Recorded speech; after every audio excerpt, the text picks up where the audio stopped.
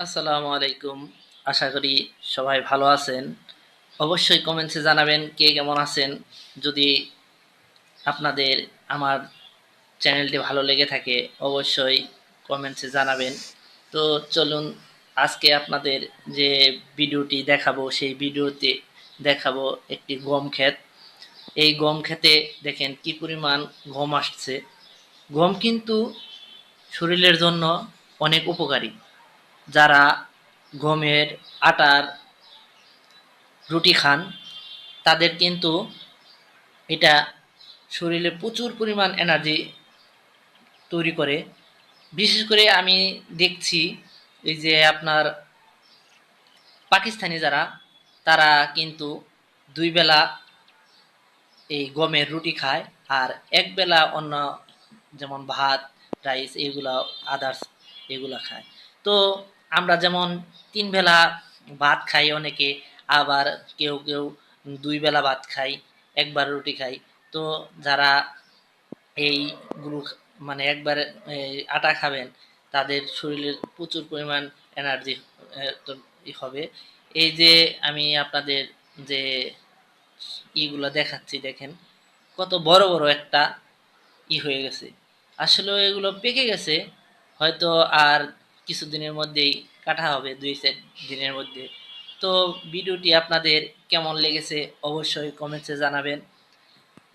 ভিতরে অনেক ঘাস হয়েছে, এই ঘাস থাকার কারণে তেমন একটা সুবিধা করতে পারিনি, কারণ একটু ঘাসের ওষুধ দিতে দেরি হয়েছে।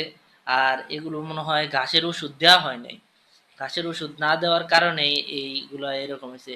আর ভিতরে এই দেখেন কত ঘাস, এটা দুনিয়া সহজের পাতাও আছে মিক্সার। তো আপনাদের সবাইকে অসংখ্য ধন্যবাদ যে আপনারা বাংলা লাইফে কন্টিনিউ ভিডিও দেখেন।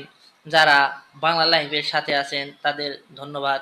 আর একটা আশ্চর্য জিনিস দেখাবো, এই দেখেন পাশেই কিন্তু কয়েকটি সূর্যমুখী ফুল বোনা হয়েছে। যে সূর্যমুখী ফুল থেকে প্রচুর পরিমাণে সয়াবিন তৈরি হয়।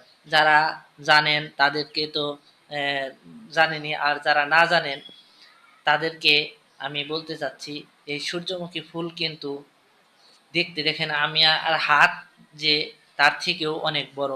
সূর্যমুখী ফুলের একটা গুণ আছে, এরা কিন্তু নামটা কিন্তু এমনি এমনি সূর্যমুখী ফুল হয় নাই, এর একটা বিশেষ কারণ আছে।